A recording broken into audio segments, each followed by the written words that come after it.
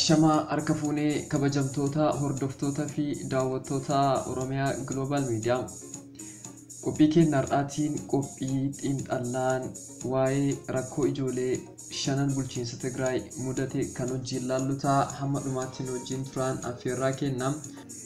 Erga adda bilisa baasaa uummata Tigraay kan naannicha bulchaa ture humnaan aangoorraa buufamanii booda naannichi bulchiinsa yeroo mootummaa federaalaatiin muudamee Dr. Muluu Naggaatiin bulfamuu ture. Tibba kana ammoo Ministeerri Saayinsii fi Innoveeshinii kan turan Dr. Abrahaam Balaay bakka Dr. Muluu Naggaa bu'uun naannicha bulchuuf muudamaniiru.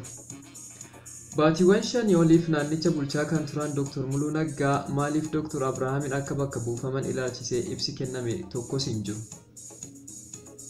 Kana malees itti aanan itti gaafatamaan saba himaa naannoo Tigraay kan turan obbo Amdoom Gabrasillaasee fi itti gaafatamaan waajjira ijaarsaa daandiiwwanii fi geejjibaa Injiinar Aluulaa Habtataa baatii bitootessa keessa aangoorraa ka'uun ni yaadatama. Isaan dura ammoo kantiibaan magaalaa Maqalee kan turan Ataakilta Hayilasillaasee aangoorraa ka'aniiru. Dhimma kana ilaalchisee namoonni tokko akka himanitti obbo Amdoom Gabrasillaasee gaafii uummataa deebisuuf malee namoota geeddaruun jijjiirama hin fidan jedhan. Ofii gaafileen uummataa maaf rakkoo bulchiinsaa uume kan jedhu gaafii kaasaa turaniiru. Haala nageenyaa fi tasgabbiitti gaafa deebinuu Sadaasa 4/2020 lolli naannoo Tigraay tarkaanfiin seera kabachiisuu jedhameen erga eegale amma baatiiwwan 6 ta'eera. Ministeerri Muummee Itoophiyaa lolli naannichatti geggeeffamu xumurameera jira jedhanillee maddeen dhaabbilee gargaarsaa idil-addunyaa irraa argaman garuu ammallee lollichi naannicha bakka adda addaatti geggeeffamaa jiraachuu himeera. Gama biraatiin ammoo hojii nagaa kabachiisuu kan hojjetan poolisiin naannichaa fi humni nageenyaa waan bittinnaa'eef seera maleessummaan jiraachuutu himama. Sababii kanaan namoonni manneen hidhaatii bahan dabalatee magaalaa Maqalee fi magaalota naannichaa kan keessatti yakkawwan saamichaa fi ajjeechaa irratti hirmaachaa akka jiran himameera. Mootummaan federaalaa dhaabbilee gargaarsa namoomaa idil-addunyaa waliin ta'uun naannicha keessatti deeggarsa taasisuuf socho'aa jiraachuu himullee sababa nageenyaatiin garuu gargaarsa bakka barbaadamuun gahuu fi danqaan ta'utu dubbatama. Gareen wal'aantotaa daangaa malee Medicine Sans Frontieres naannolee baadiyyaa fi irra jireessa Tigraay qaqqabuun hin danda'amne iddoowwan hedduuttis ammallee yaaddoon nageenyaa jira. Kanaafuu namoonni baadiyyaatti argaman baay'een deeggarsa argataa hin jiran. Tajaajila wal'aansaa fi deeggarsa nyaataa xiqqaatu taasifamaa jira. Mootummaan biyyattii garuu naannichatti nagaa fi tasgabbiin gara duraatti deebi'ee jiraachuu miidiyaalee biyya keessatiin himaa jira. Kun garuu wanta sobadha jedhameera. Obbo Amdoom Gabrasillaasee garuu bulchiinsa yeroo naannichaa keessatti nageenya fi tasgabbii mirkaneessuu akka hin dandeenye fi kana gochuuf hojii olaanaan itti fufiinsa akka hafu dubbataniiru. Waa'ee loltoota Eertiraa naannicha keessa jiranii gaafa laalluu loltoonni Eertiraa lola naannichatti geggeeffame keessatti hirmaachuu bira darbuun naannichatti ajjeechaa namoota nagaa haleellaa quunnamtii saalaa fi saamicha keessatti hirmaachuun himatamaa turaniiru.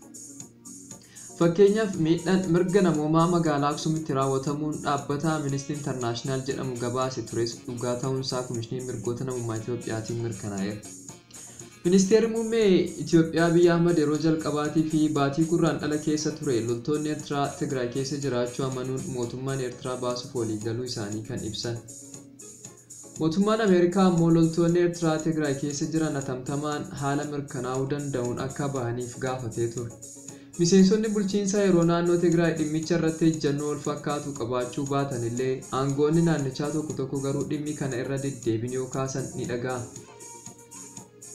Aangoota dhimma loltoota Eertiraa akka naannicha keessaa bahaniif kakaasaa turan keessaa tokko hangaan paartii Areenaa Tigraay kan ta'e obbo Amdoom Gabrasillaaseeti.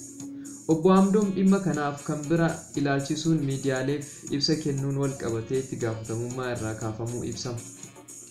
Gaafiin uummataa inni guddaan loltoonni Eertiraa nuuf haa bahan kan jedhu ta'uu himaniiru.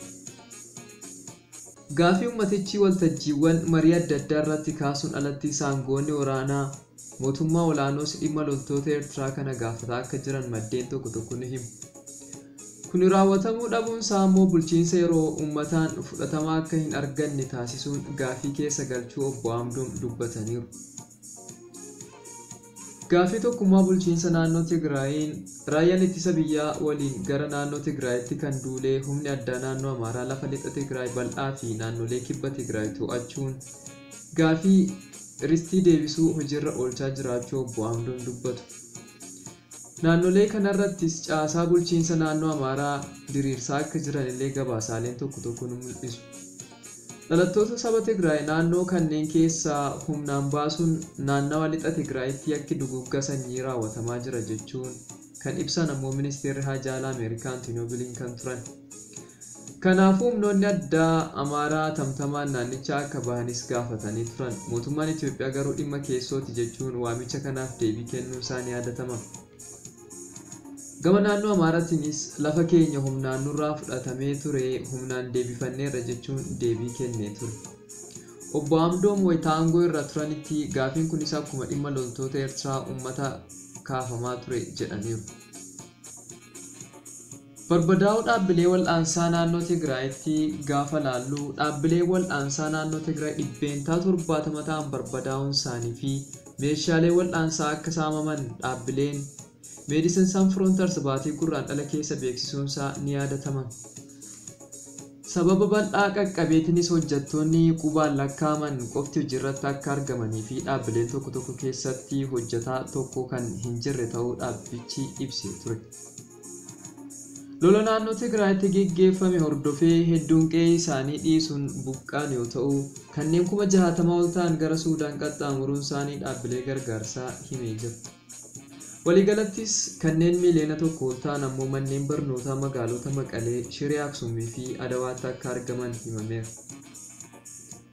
Dhaabbata Haakimoota Daangaa Malee Medicine Sans Frontiers itti gaafatamtoota kan ta'an Soofii Maadan nyaataa fi bishaan gahaa hin qaban keessattuu bishaan dhugaatiin argatan jechuun himaniiru. Gabaasa dhaabbatichi torbaan kana keessa baaseen naannolee baadiyyaa Tigraay keessatti namoonni hedduun tajaajilawwan bu'uuraa akka hin arganne beeksiseera.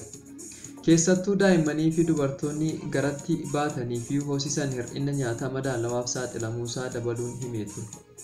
Haaluma wal fakkaatuun dhaabbanni Save the Children jedhamus gabaasa baaseen ijoolleen 5,000 ta'an sababa lola naannichaatiin maatii isaanii adda bahuu beeksiseera.